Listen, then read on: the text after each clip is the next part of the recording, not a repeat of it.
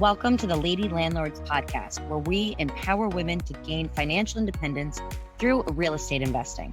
I'm your host, Becky Nova, founder of Lady Landlords. If you're ready to buy, manage, and grow your real estate portfolio, then let's get started. Welcome back to the Lady Landlords podcast. Today, I'm sharing with you my journey from losing over $100,000 to being able to build a seven-figure portfolio that generates a new six-figure income. And I was able to do that in about 3 years with real estate investing. So I'm sharing with you a recent webinar that we hosted within Lady Landlords that walked you through really the steps of what I was able to do. So today we're going to be talking about how I lost $106,000 and not too long ago, and was able to build a seven-figure real estate portfolio in the past 3 years. Now, if we have not met yet, my name is Becky Nova. I am the administrator of Lady Landlords, and I really started my real estate investing journey very much just like you did. So I'm going to say a phrase, and I want to know in the chat, if you've heard this phrase before, give me a guess, and give me a guess in all caps, because I'm sure a lot of you are going to be able to relate to this. But when anybody was growing up, did you ever hear the phrase, you should go out, go to a good school, and go get a good job? Was that something that your parents taught you? I just see yeses just lighting up that chat box. So I know I'm not alone. Well, that was exactly what I was taught. I was taught, and I grew up really in a poor family. We grew up on food stamps. My father did not work. My mother ran a daycare at our house, but that was really what I was told, that it was supposed to be us, that it was going to go out, go to school, get a good job. And as Linda said down in the chat, and then we have to find a nice boy because clearly they're going to take care of us. So I was actually the first person in my family to get to go to college. I thought I was doing everything right that my parents asked me. I actually have 2 bachelor degrees from American University down in Washington, D.C. I even became a Ronald D. McNair Scholar, and that program provides scholarships to either first-time college goers that are low-income minorities to be able to get into higher education. I even won that scholarship to be able to do that. I have a master's degree from Columbia, and I went to work in cancer research, thinking I was doing something just great for the world. And I became a six-figure earner by the time I was 25. But even though I followed all of that advice, I was not happy. This was not satisfying to me and really fulfilling what I thought, that I listened to this advice I'd gotten my whole life, and yet it really wasn't making a difference for me. I was actually in a position where I was asked to do something within cancer research that I considered unethical. So I decided I'm going to quit. I walked away from that six-figure salary. And when you do that and you're 25 years old and you have no idea what you're going to do next in life, and it's a Monday afternoon, what do?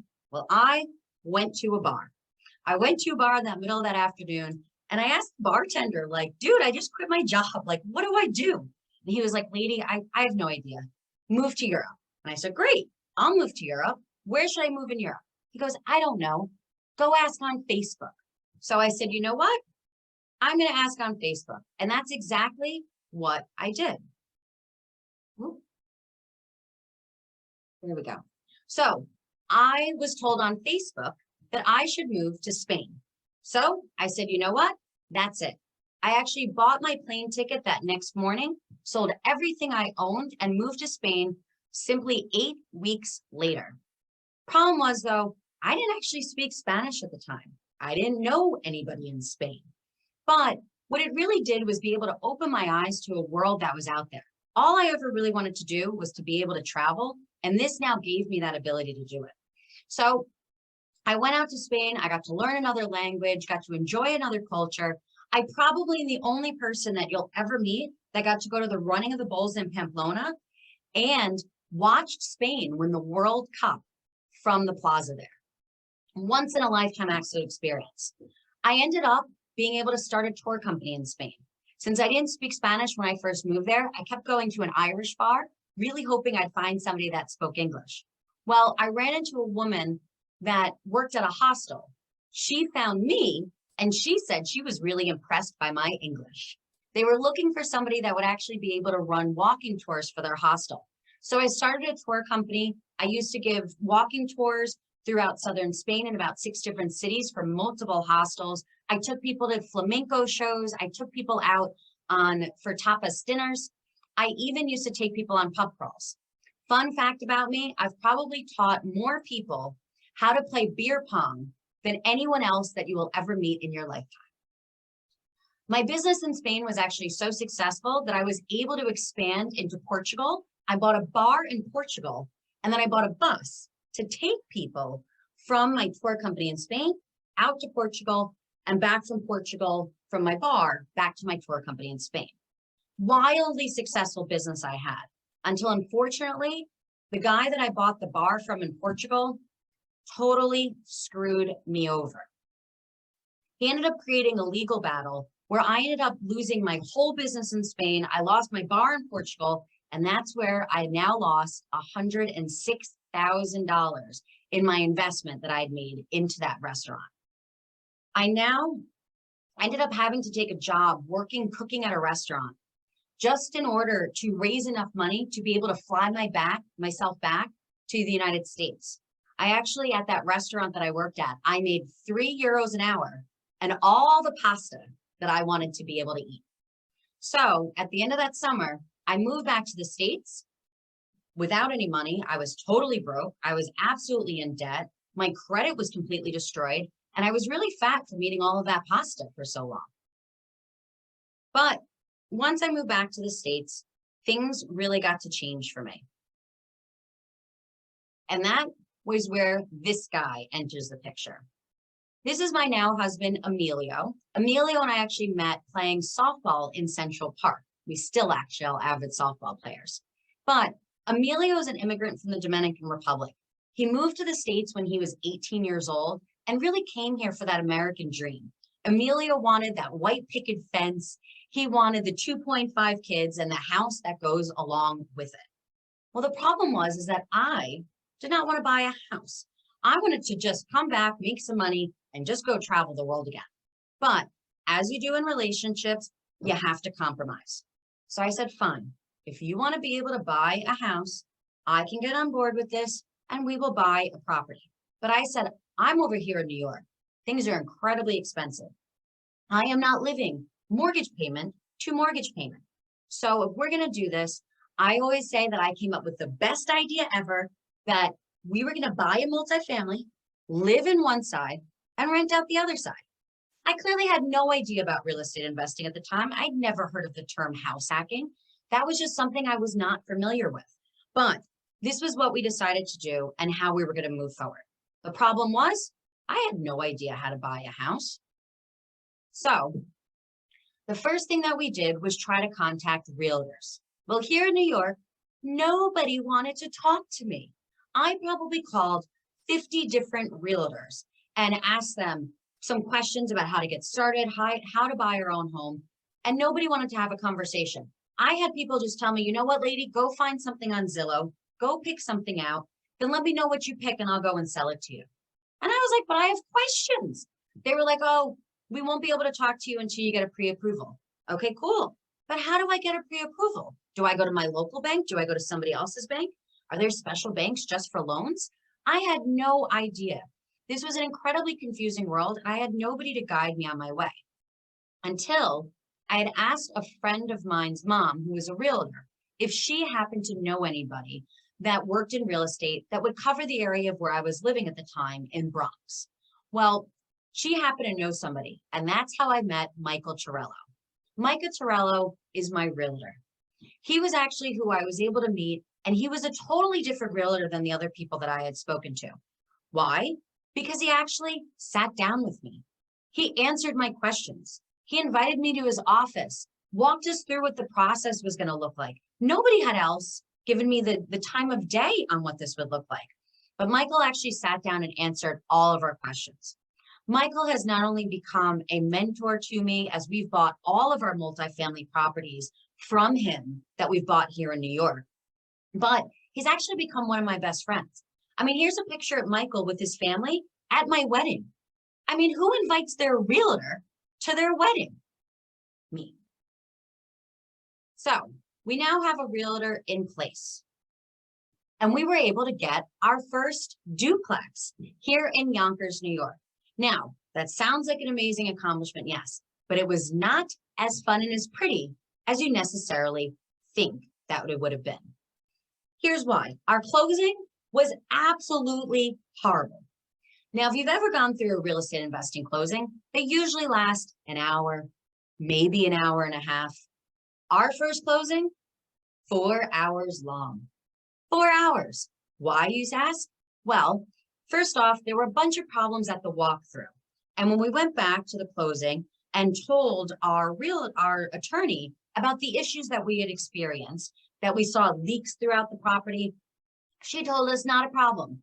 The seller will take care of them. The seller will take care of them tomorrow. We trusted that. I had no idea what escrow was. I had never bought a house. I had no idea that those things needed to be done before the closing, because I trusted my attorney. The second thing that happened is, as I always read documents before I sign them, I noticed that the numbers for my mortgage were completely different now at the closing table than they had been before. And I asked why, and nobody at the closing table actually had the answer for me. It took us hours to figure out what had happened. Long story short, we ended up having a lien from the previous seller. The seller who we bought the property from was a flipper, and he chose, as he was flipping the house, to never pay the water bill to the city. That $7,000 water bill became a lien on our taxes because the title company did not do their job. So now all of a sudden my mortgage payment goes through the roof because I owe my city now an extra $7,000. That was not where I wanted to be the first day I was buying a property. But 4 hours later, and a lot of curse words thrown out, we finally get to the closing. And at the end of the closing, I am then handed a check. I am handed a check from the tenants in that other property. Now, here I had just signed away my life in thousands of different pieces of paperwork. I also wrote a check for the largest amount of money that I've ever seen in my entire life at that point.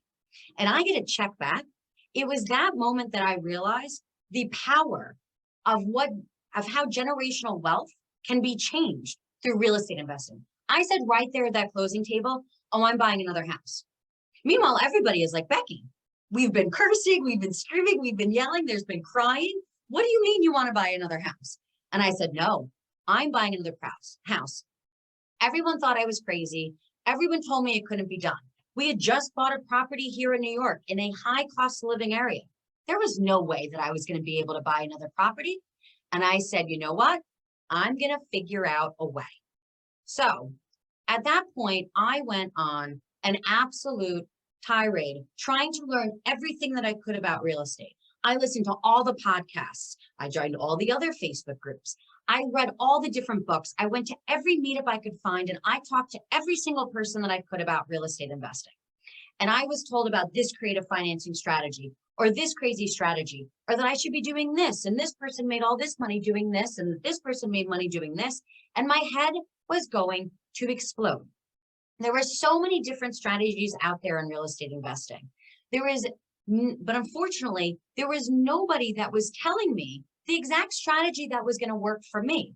I got to hear about all these other things that were going to work for other people and all these different things that I could do, but I didn't want to know what I could do. I wanted to know what I should do.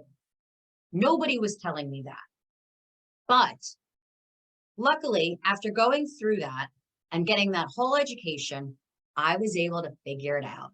We were able to really just crack that code, and we're able to buy property after property after property. We now own multifamilies, not only in the Bronx in New York, we also own more properties here in Westchester County and Yonkers. We even were able to buy a parking lot here. And that might not sound like a big deal depending on where you are in the country. But let me tell you, New York City owning a parking lot, great opportunity to do stuff. We also own multifamilies in the Hudson Valley, and we've been able to even buy property down in my husband's country in the Dominican Republic, which has been so cool to be able to see. And remember that compromise that I mentioned to you earlier on, where I didn't necessarily want to be able to buy that house. I didn't want that forever home, but I wanted to make my husband happy and compromise with him. Well, he might have gotten that house, but I got what I wanted, which is to be able to travel wherever I want. Once we were able to buy these rental properties and reach financial freedom, it has changed our world and how we are able to travel. We can now live off of our rental properties from anywhere we want to be in the world. We've been able to spend months at a time in Asia. We spent a couple months this summer in Europe. We even spend our winters now living in the Dominican Republic. One of my goals was always to go to one of those little over the water huts that they have in the Maldives, where you just get to live over that ocean. I'd always wanted to do that. So you know what? We took that cash flow and we went to the Maldives. I was actually able to manage and oversee an entire gut rehab of a property from my phone in that overwater hut. Our cash flow even afforded us to be able to do bucket list items, like getting to see the Great Wall of China, which was actually where my husband proposed. So how do you now get to do those things? Well, I want you to start by thinking about dreaming big. And this is honestly where most real estate investors get it wrong. This at the very beginning, I'm telling you, is the number one mistake that I see real estate investors make. And I see this day in and day out, and I do not want you to be doing it. What happens for most real estate investors is they end up reading through Lady Landlords and hearing what other women are doing. They end up going on Instagram, on YouTube, and they see people put these pictures up of this big check and they say, well, this is what I did. And this is what I did to make my money. And then all of a sudden, everybody else goes, you know what? That's how Susie made her money in real estate. I guess I should go and do the same thing. Well, I'm telling you, that is wrong.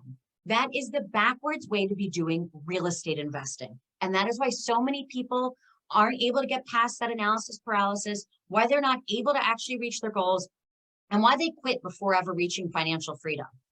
Here's what you should do. The first thing that you need to do is get clear. You need to get clear on what your vision is, not Susie's, not mine, what you want out of real estate investing. My goals, I wanted to be able to live anywhere in the world and make sure that I had that cash flow coming in. I wanted to make sure that I have that financial stability there waiting for me, so I don't have to worry about being broke again or having to live paycheck to paycheck anymore. I wanted that time freedom to do what I want in my life. You might have very different goals from that, but you need to figure out what your goals are first so you can build your strategy based upon what those goals actually are to start with. You might just say, I want to make a couple $100 extra so I don't have to worry about a car payment. You might want to say, you know what? I want to make a little extra money so I can work part-time and I can actually be home for my kids a little bit more. You could say, you know what? I have a passion project and that's really what I want to be focusing my life on, not that 9 to 5. Whatever those things are, your portfolio and the strategy that you pick need to come from what your goals are originally starting with. Remember that real estate investing is a vehicle. It is the tool that we use to get to our goals. Real estate investing is not the goal. Our goal is financial freedom. Our goal is travel. Our goal is enjoying and living a more purposeful life. Real estate investing is just the vehicle to be able to get us there. Now, the next thing you want to do, once you actually dream big, vision board it out, do a brain dump, get out what those ideas are of what you're really looking for. Then once you do that, then you take calculated steps. That's where now you need to pick your strategy based off of those goals that you set when you were getting clear. Once now you have that clear strategy, that's what you learn about. You don't need to learn about every strategy in real estate investing. You only need to know about the strategy that you are going to use to get you specifically to your goals. What this does is this absolutely allows you to enjoy the journey a little bit more because you're not chasing somebody else's dream. You're not saying, well, this person said the only way to make money in real estate is to do this. You're saying this is what I'm going to do. And when you get to enjoy the journey along the way, you stay more committed. You're more able to move forward in those steps, and you have a greater chance of actually reaching those goals because you actually enjoy doing it. You're not chasing somebody else's dream. You're chasing your own dream. Then you want to be able to act. Once you've already figured out what your vision is of where you want to get to, and you pick the strategy that goes around with that vision, you can actually confidently take steps.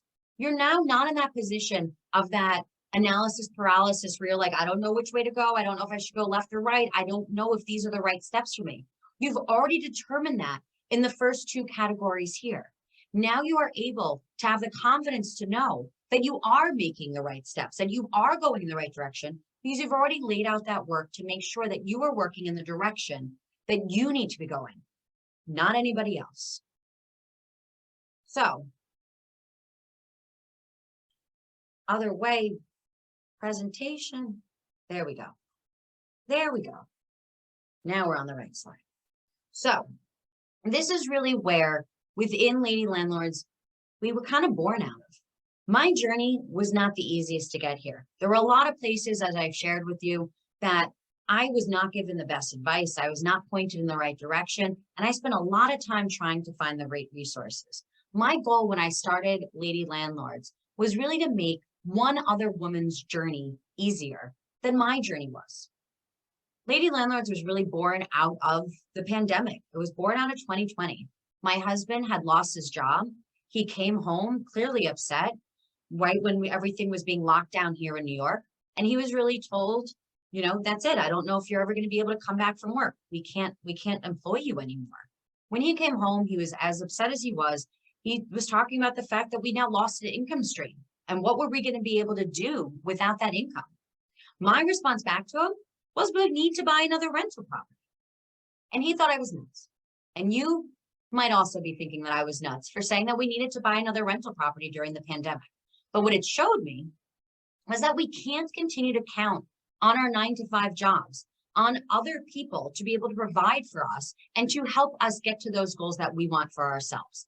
These are things that now we have to be able to take control of and move in the direction of ourselves. So when my husband walked away, shaking his head, calling me nuts for wanting to buy a rental property in the middle of a pandemic, that's when I decided to start Lady Landlords. That's when I opened the Facebook group. And honestly, I thought I'd be sitting in that group by myself. I already felt alone as a female investor.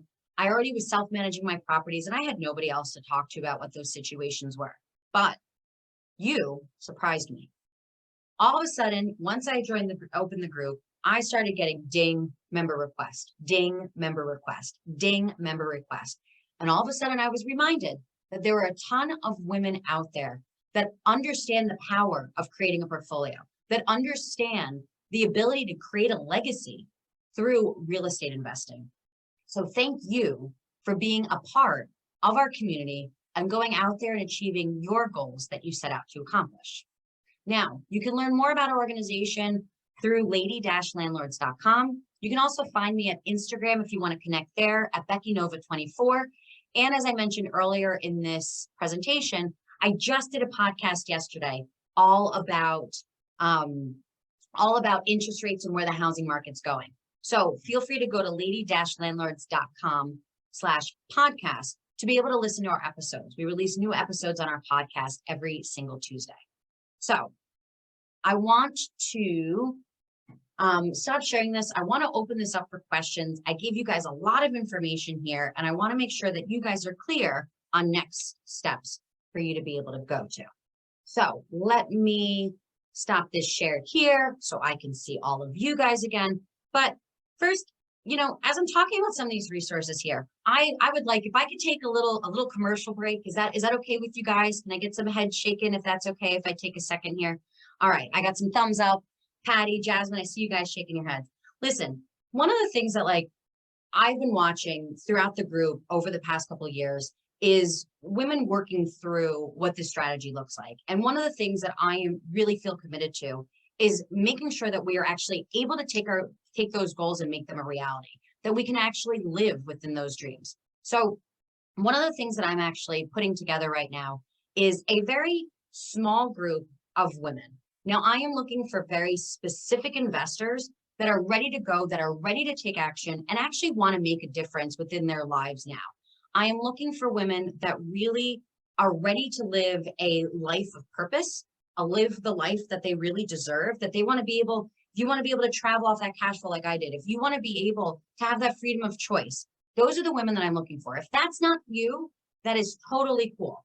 I totally understand we are all in different places, but if you're a woman that is saying, listen, I got 1/4 left here, I got less than a quarter left of 2022, and I want to make sure that I get that first rental property or that next rental property, or that I double what my cash flow is, or that I have a plan and an exit strategy for my 9-to-5 job, I encourage you to reach out. I encourage you to reach out. I'm going to put a link to my calendar down in the chat box for you. So that way, I want to encourage you, reach out. I love having conversations with other lady landlords. I love being able to connect and learn what other women are doing and seeing how I can help. So I am going to give you guys my calendar link here. If you are that action taker and you're ready to kind of get started and really make moves in this business, and you want to connect with a small group of women that are also in that same place as you, book a call. Let's have a chat. Now, I will warn you, listen, I live with the same way that I talk to you guys. I put my money where my mouth is. I'm actually taking off. I'm going down to Mexico purely for the weekend because I can. So I put my calendar link down there in the chat. Feel free to book a call, but I'm promising you now, you're going to have to wait till I get back from Mexico. So I'm going to come back with a gorgeous tan, and then we're going to talk about how we can get you to travel and how you can go to countries too for a weekend. So, all right, that's my little soapbox there. But let me go back. I know we had some questions down in the chat. I'm going to make it where you guys are going to be able to unmute yourselves as well. I just turned that on for you, but let's see here. I know we got a couple questions here. Patty, you want to unmute yourself and ask your question out loud? Read it from the chat for me. Sure. So I'm a public school teacher, and we have pretty good retirement plans. So I have put a lot of my extra money into my retirement plans. Right. So so I don't have a lot of like extra liquid cash now, especially after I bought my first property. So now, like, I've found properties in the area where I want to buy, but I don't have the cash for like the down payment or the like if I'm using hard money, like I don't have that extra 20% to Did Patty freeze for everybody else too? Yes. Okay. Oh, Patty, you're back. Sorry, you said that you don't have like that extra 20% and then you got cut off. Yeah. Yep. That's my question. Mm-hmm. Okay. So, like, how did you go from your first property to the second? Sure. So, okay. First thing, we all need to celebrate Patty, who just got her first rental property. So everybody give a round of applause, put a congratulations down in the chat, because that's an amazing accomplishment. Patty and I have been talking about her getting this property for a while. So I want everybody in this group to make sure to congratulate Patty, because that is a huge, huge accomplishment. And she did it long distance, sight unseen, just saying. So, and a piece of advice, I think most people that I worked with on this are women. And they've been great. Like my realtor there even like reached out to me and said, like, I have said that I want to get my next property probably through a wholesaler, so it's under market value. Right. And she said she would help me with it. Okay. Which is like, you know, because I think she also, you know, has my back, because she's like, well, this is more risky than that. And like, I have personally found that I prefer dealing with women in real estate. I think most of us here in this room also do. Yeah. Yeah. Right. Yeah. So back to your original question. Yeah. So listen, this is what I'm kind of talking about here. We all have a different journey. So I'm going to still share what I did to be able to get that second property, because I've been able to buy multifamily here in New York every single year. Every single year I'm buying a $500,000 property. Right. So let's talk about how then I was able to kind of get property number 2. But I want to encourage you to remember that everybody's situation is going to be different. And I'm going to share then a couple different ideas of what you can also do and start thinking about to kind of get some of those creative juices going. So personally, what we were able to do was when we bought, it's interesting because when we went and got approved for that loan, right? Our pre-approval. What's interesting is when you get those rates of what you can actually spend on a house, you're like, okay, great, cool. This says I can spend $500,000 on a house. The thing is that you don't have to spend that budget on a house, right? So even though we were actually approved for a certain amount of money, we found a property that was actually under budget, which just sounded weird because the banks make it sound like, okay, great, you have an approval for this amount of money, which means you have to use up every single little dollar that the bank gives you. That is not the case. That is not the case. So we were approved for a property, but we ended up buying something that was about $100,000 less for what we were approved for.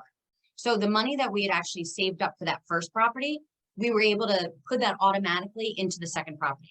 So even after that first closing, we did have some cash already ready to go because we didn't spend all of it on the first property. That just goes to the idea of making sure that you understand your budget, making sure that you have that you know what you can spend, what you should be spending, and what you actually feel comfortable spending.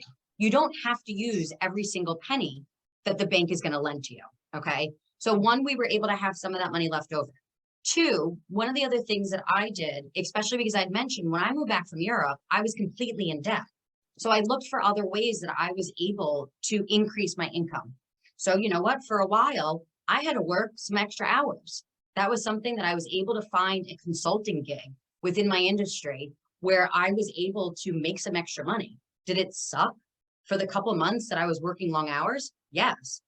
Do I give any care to it now that I get to go travel and go live wherever I want? No.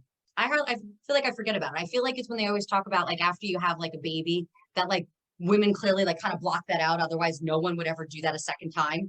I feel like it's kind of the same, right? I was able to say like, okay, I had to live through that, but there was a greater good that came out of it, just like pregnancy, I heard. So it was really something then that I was able to move forward with and then say, listen, we have to kind of invest some extra time. I have to make some sacrifices.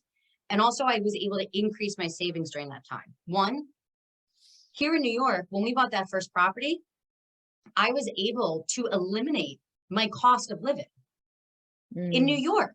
That right there, I mean, I used to pay $2,000 a month for a studio apartment in Manhattan. Patty, I know you're down in the city too, so I know it costs a pretty penny to live there. By house hacking, which was the way that we started with that duplex, not only was I able to live for free, but I actually was able to make a couple $100 a month. Not that big of a deal for the extra couple $100, but to put all of that money that I had from that property into savings made a huge difference. So that's what I was able to do. So in between those two properties, I increased whatever monies I could by picking up some extra side gigs. And then I really said, you know what, for the next few months, I just have to kind of cut back. I have to be able to live as economically as I could at that point in time. Do I understand that that is not a possibility for absolutely everybody? Yes. But that's where then there are other strategies out there. That's when you either want to get into looking into using private lenders and creating a funnel to be able to use other people's money. That's where then you want to start thinking about how you can leverage the property that you do have. And once again, you just closed, not something you can necessarily do today. But that's why we always talk about that idea that when you buy that first property, we need to already be thinking ahead to property number 2 and property number 3, right? It's like building a house of cards. You have to lay a really good foundation or the whole thing kind of topples over, right? So there are still some options of what you can be able to do. You can also, lastly, I mean, another option would be to look in a different cost of living area. You might have to say, you know what, I have X amount of money. Where can I actually afford a property that'll still give me some cash flow, but that'll at least start to kind of bring that in? Do some of those ideas kind of help? Yeah. Okay. Yeah, definitely. Thank you. Yeah. Who's next? I'm going back to the chat here. Yenifeld, I know you had a question here. Do you want to ask your question out loud? Hi, good evening, everyone. How you doing? Hi, good. It's my first time. So, Welcome. thanks. So my question is, what if you're like zero? You don't own any property. You don't have like any money to start with. And where do you go from there? Like, how do you are able? Because I've been like asking things about private money lenders and all that, and everyone wants like some down payment and stuff like that. So how do you take it from there? Sure. So, okay, first thing that you're gonna say in there, I want to use that as an educational moment, okay? Private lenders are people that you personally know, either from networking, maybe they're a family member, maybe they're an old coworker, maybe they're the friend of a friend of a friend, okay? Private lenders would not ask for a down payment. Hard money lenders are businesses. Hard money lenders, and we actually have a special webinar that I did a couple months ago, I guess now, on hard money lending. So I'll put that down in the chat. If you go to our YouTube channel, you can go watch about hard money lenders. Hard money lenders and sometimes some other lenders that like to kind of cross that boundary between really what they are, they call themselves private lenders. It is so not cool. It is so not a cool thing to do in this industry, but a lot of people do that. Private lenders are people you know. Everything is negotiable. A lot of times, really the way, and what I'm kind of suggesting to Patty in the last question, is to use private lenders to really just kind of fund that down payment. So if you're working with somebody that asks you for that down payment, that is not a private lender, okay? They probably are a hard money lender that's just disguising themselves as a private lender, okay? So I'm going to give you the homework to go find that special webinar about hard money lending, because I think that'll help kind of dispel some of those myths there for you, okay? But if you're then saying, I have $0, right? Then I'm going to kind of give you some of the same advice that I was saying to Patty. Then we have to find ways to make money, right? That might either be, like I said, picking up some extra work, where you can kind of scrimp down. You need to really assess where your financial situation is. This is something actually I do with our one-on-one clients within our mentorship program at Lady Landlords. Sometimes there are just tweaks where people don't realize where they actually have money that can at least get their foot in the door with the first property. So I encourage you to kind of go through with that financial assessment and really look at, do I really not have any money? Or is there some money that I can use there? If you're saying then I absolutely have absolutely nothing, then you're going to have to start really talking to some people in your life and see who does have some money that's willing to be a private lender in exchange for an interest. Okay. The best way to do that, best way to find private lenders, this baby right here. Sit there, go through your phone and start talking to people that you have in your phone. Now, I will say also, we don't want to make this like multi-level marketing here where you're going to call your family and friends and ask them for money. What we want to be able to do when we start looking for private lenders is really the idea of seeing who they know, right? They will tell you, hey, actually, I really like this idea. I want to be your private lender. But we really want to just be kind of gauging an interest on if they know somebody that they can introduce you to, okay? We also, on the YouTube and on the podcast, I have an episode about cold calling that really talks about and gives you a script about how to have that conversation with somebody to see if they would be willing to be a private lender for you, okay? So you got 2 pieces of homework there. You got to go find that hard money lending webinar on that YouTube channel I put down in the chat. And then also 2, I want you to look for the cold calling episode. That's going to be something that's really going to be able to help you kind of start that conversation with some people. And like I said, we're not going to go spam and scam our friends and family, but we really want to be able to see who we can kind of help and who doesn't want to be a real estate investor. We are the anomaly. Most people do not want to be landlords. So, not, right? So you would say that to buy that first property, you would go through the regular financing situation, like to a regular mortgage? It depends on your personal situation. Unfortunately, I just don't know enough. I would definitely recommend that you book a call with me and let's have a chat about that. So I can kind of give you more direct advice on what your situation's like. But I'm just trying to give you some general ideas, especially for the other 70 women here too, just about some ways that we can kind of start looking at this. I started with house hacking. I think house hacking is the best idea ever because with house hacking, you only need like a 3 to 5% down payment and then some closing costs. So it's really a great way to be able to get your first property, start to gain some equity in that house and to be able and to purchase it at a lower down payment and then also lower your cost of living. Perfect. Yeah. Right. Which then puts more money in your pocket to get the next property. Okay. Does that help? Like I said, I want to give you some ideas here. All right. Book a call with me. Let's have a chat next week when I get back. Okay. Perfect. Thank you. Yeah. All right. I see a couple hands up. Renee, your hand was first. If you want to unmute yourself, there you are. Hi, thank you. I definitely have listened to a bunch of your podcasts, and I've been on your email list for a while, and I appreciate all the information you give. I started getting, really paying attention back in, I guess, 2020, and started taking some online classes and really doing some research. And I partnered up with a friend that's in Texas. I'm in Florida. Okay. We have been meeting once a week to kind of try to just like figure out, we both wanted to kind of get into this. Both of our lives have flipped upside down in different ways. And we're like, okay, so we took a little break. We're kind of getting some momentum again. We've got to get our first property. It's now, we're coming up to 2023 here. And I'm like, what have we formed an LLC at the beginning of 2020. Let's see, 21. Okay. She's going to provide some principal for us to work with, and it's going to be in my home state, of course, Florida. I mean, Texas isn't bad either. I mean, Texas would be great too, but Florida, obviously, right now. So, we start running numbers, looking at stuff, filling in, trying to see where things are at. And I think we both, the two of us, have analysis by paralysis. That first one, we have not purchased anything, and we're just kind of like, we need to do the first one. And I kind of am stuck. It's overwhelming. Right. It's still kind of overwhelming. Like I feel like we need a mentor. So. Again, I'm going to put my link down here for you, Renee. Okay. Talk to your partner. Okay. Find a time that the two of you can get on a call with me together.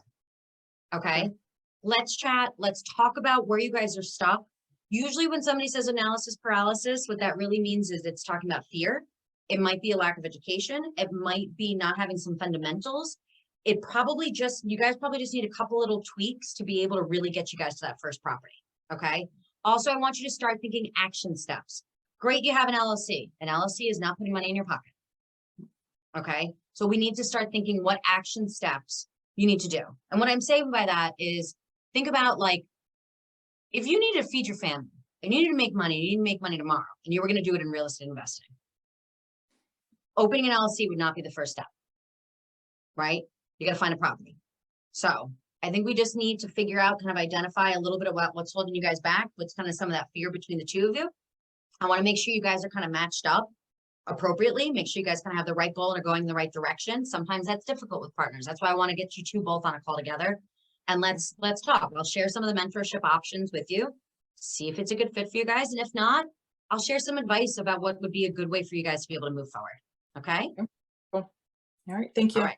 You're welcome, Renee. We'll talk soon. I'll talk to you next week. All right? Okay. All right. Good deal. All right. Megan, I see your hand up. And then Michelle, I see you have a question in the chat. But Megan, why don't you go next? Hi, thanks. Yeah. Yeah. So I'm considering the house hacking option, and I've actually been looking in 2 different markets just to compare.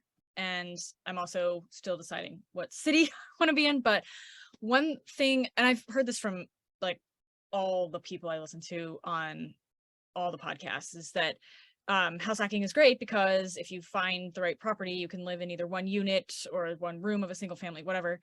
Right. You can live for free, and the other people pay the mortgage. And I have not found a single property where that would be possible. So I'm wondering what I'm missing, because I'm noticing that even though rents are high, they are, and they're kind of high everywhere. They have not been in any place that I found high enough to cover the mortgage. So it's not even living for free. It's like you're still paying, which, I mean, I guess is, if you have to do that, then that's fine, but that's really not the point of house hacking. So I'm wondering if that's just the market now, like there aren't properties where that happens, or if there's something I'm missing when I'm doing these analyses. Okay. So Megan, we spoke a couple of weeks ago about kind of what area maybe you kind of want to move to. Yeah. So I remember that conversation. We talked about kind of narrowing down some cities. So there's a couple things that are possibly going on, right? So one, when you house hack, it is an absolute bonus to be able to live for free and make some extra money. Really, the idea with house hacking is to, especially because I know some of the places you were looking were high cost of living areas, right? We talked about Texas, we talked about Denver. I know you want to get out of Seattle. But we were talking about some other places that kind of had some high cost of living areas, right? But the goal with house hacking is really to be able to lower your expenses, right? So as I mentioned, I used to pay $2,000 a month for a studio apartment. If I was only paying $1,500 and in my own house, that'd be fantastic, right? If I paid $1,000, I'd be saving $1,000 a month. That's 12 grand a year. That's huge. So sometimes when we look at house hacking, we have to be thinking about, and it's a different deal analysis to say, what would I be saving, right? It's more difficult to be able to say, I'm going to buy a duplex and one unit is going to cover the whole mortgage. Yeah. That's a little bit more rare, especially when you are looking at high cost of living areas. And with it has changed in the real estate market in the past 2 years. Prices are a lot higher. So we want to make sure when we do our deal analysis, we're really looking at it. And you can factor in, one of the ways that I do this, when I look at those owner occupied properties, factor in what you would be able to rent both units out for, right? Use those numbers to be able to do your calculation. So then you could say, great, I can rent this unit for $1,500, the other one for $2 grand. Then do the numbers work with that? Then if so, then decide, well, if I live there, I can live in the $1,500 unit, and that decreases what I'm paying in Seattle. That's $2,500, right? You're saving $1 grand. That would make a big difference. Yeah. Right? Yeah. So a lot of people, when they do deal analysis for house hacking, they forget to remember that they're going to be living in one of the units. It doesn't necessarily mean that you're going to live for free, but it's the idea is that it can decrease the cost of living. Two, the first time you analyze a property doesn't mean that you're going to hit gold. You have to become a deal analyzing machine. Now, how confident do you feel in analyzing deals? Probably a 5 out of 10 because I'm just getting started, but it's better than 0. So I'm getting better. No, that is, and Florence hears me say this all the time. You need to become a deal analyzing machine. You need to get out there and practice, and you need to be able to say confidently that you are a 10. Okay. So what I used to do, and I'll just give a couple tips of what I used to do when I was learning how to analyze deals, is what I used to do is I used to actually I still have it. I have my little penguin timer over here. I don't know why, but this made a world of difference to me. But I would set that timer and I would say, great, for 15 minutes, I'm going to analyze deals. I'd go on Zillow, realtor.com, whatever it was. I'd pick out houses. It didn't matter if they were in my market or not. And I would spend 15 minutes a day analyzing as many deals as I could. And then what the most important part with analyzing deals that people skip is if a deal does not work, figure out why. Look at those numbers. Okay, the deal doesn't work. It doesn't cash flow. What can I do to make it cash flow? Do I need to raise the rents? Do I need to lower the sale price? Do I maybe not need to be able to do as much of a rehab? Does this property just not have the comps to support this price? So then that way, you know, if you can actually turn a bad deal into a good deal, or if it's just really a bad deal. But by being able to look at it from that angle, when you analyze deals, saying this is what's wrong, now let me make it right, you're going to become much better at analyzing deals. That's going to take you from an 8 of I practice all the time, I know what a good deal looks like, to a successful real estate investor that can say I'm a 10. And I want to see you as a 10. Okay. So practice. If you need help with some deal analyzing, let's hop on a call. Let's walk through that. Okay. Okay. Thank you so much. You're welcome, Megan. All right. I had another question here. Michelle, where are you? I saw you in my boxes. There you are. You're actually right in the middle. Michelle, do you want to unmute yourself and ask your question?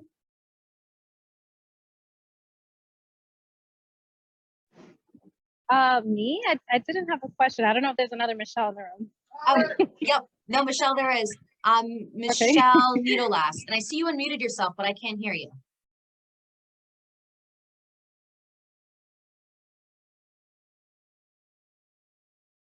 You want me to read your question out for you as you're figuring that out? All right, I'm going to read you're muted. Still can't hear you. All right, I'm going to read your question out loud since we're almost out of time here. But I see that you had asked, how can you buy in a foreign country, right? So there's a couple different ways to do that. I'm going to, as I talk, Michelle, just put something down in the chat if you have kind of some follow-up questions to this. But so I own in the Dominican Republic, right? There are different ways to be able to do that. Different countries have different mortgage processes, and they also allow foreigners to be able to buy under different conditions. Most of the time, it is very difficult to find a lender in a foreign country that will give you a loan as a citizen to another country. The reason for that is because they can't collect. There's no collateral to that, right? If I default on a loan in another country, they have no reciprocity to come to America and garnish my wages, right? So a lot of times buying in another country does mean that you will need to purchase in cash, but not all the time. It is definitely something that you want to be able to talk to some banks and see if they will. Usually when buying in a foreign country, you will have to put down a large down payment. You're usually looking at 35% plus in most countries. Also remember, mortgage systems are different. In Dominican Republic, usually you're looking at like a 5 to 7 year mortgage, not 30 year. Also, you're looking at variable rates and balloon rates, right? So you need to understand the ins and outs. A great way to start, Michelle, is to find a knowledgeable realtor in the area that you want to be able to buy, and also talk to them. What is property management like if you're going to use somebody there? What does lending look like? Do you have an attorney I can talk to? And see if they can recommend banks. A lot of realtors in other countries that kind of rent, that sell properties in desirable locations, your beach vacations, your touristy vacations, they are very used to foreign investors. They are going to know the one bank in the entire country that will lend to an American. So you want to make sure that you're finding those realtors that have the connections and ask them for it. So, and Michelle, you're saying that that's something you'd like to use as a vacation home or as an Airbnb. So you're looking in those touristy areas. You need to then find a realtor that specializes in those vacation rentals. And then that's who you want to talk to, and they will be able to let you know if there's any option in that country to receive funds from as an American. Okay. I still can't hear you. I need you to write down in the chat.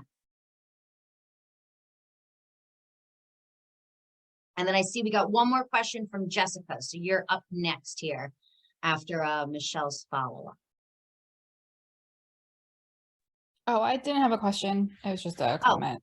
Oh, just yep. Furnished midterm rentals. I'm just going to read it out loud then, for everyone, Jessica. So Jessica had mentioned, furnished midterm rentals for traveling nurses may increase your rent more than traditional long-term finance rentals. Right. That's one of the things that I was kind of talking about before, where you have to really understand what your goals are and what your strategy is going to be, because that would be something. Midterm rentals, short-term rentals, they're a little bit of a different beast than long-term rentals are.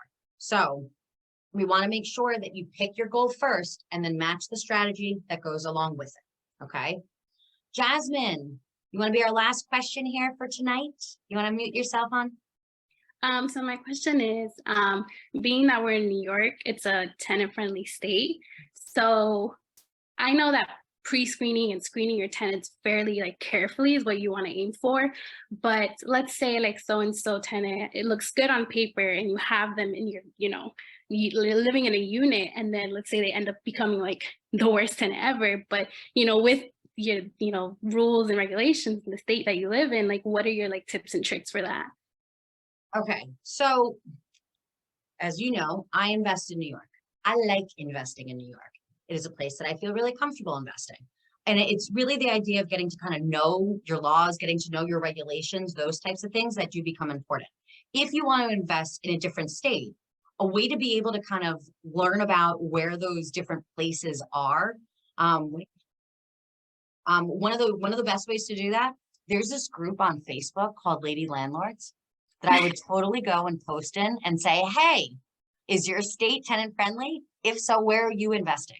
I would ask other investors, right? That to me sounds like a much better way than looking up state laws for 50 different states and reading through all that tenant landlord management. Head over to the group. There tend to be a little bit more in the South. There tends to be a little bit more landlord friendly type states, but let's get really specific on where that is. Plus, as you know, some states can be very different in different parts of the state. New York City has completely different regulations and has extras that the rest of New York State does not have, right? So it's more important than not just finding out about the state itself, but really getting an idea of what can happen in certain municipalities. But I would definitely go and ask Lady Landlords. And honestly, we've had that question brought up multiple times in the group too, of what some other tenant-friendly states are. So I would kind of start there. Does that help kind of give you an idea what to do, hon? It does, yeah. All right, good. Well, once again, we are here at the top of the hour. I want to respect everybody's time. Thank you so much for joining me for tonight. I really appreciate you all being here. So thank you very much for that. Once again, if you would like to find a time to talk further about your specific situation and learn more about the Lady Landlords mentorship options, I put the link down in the chat, even though it's gone with all of the thank yous. So ladies, I really appreciate it. Next month, we'll be doing another free virtual event on another topic. So thank you very much for sharing what's going on in some of your journeys. So that way I can really curate our next month's event.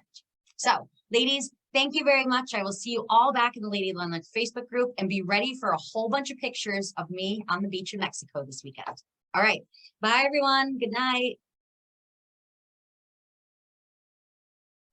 Bye. Bye. So I hope that you enjoyed today's episode. Please do feel free to reach out at the end of the webinar. It does mention that if you would like to book a call with me to learn more about the Lady Landlords mentorship options, that you can do so. So I will put that link for you listening here on the podcast down in the show notes. I would love to hear from you and see what you're working on and seeing what we could really do for you to be able to have you find that financial freedom that you are dreaming of. Thank you very much. Please do make sure to subscribe to the Lady Landlords podcast so you do not miss a new episode every single Tuesday. Enjoy hearing my story, and I will see you back in the Lady Landlords Facebook group. Thank you for listening to today's episode. If you're feeling stuck in your real estate journey, visit lady-landlords.com/roadmap to book a one-on-one workshop with me. I'll help you determine your next best strategy. Or you could subscribe to our newsletter for exclusive tips and offers.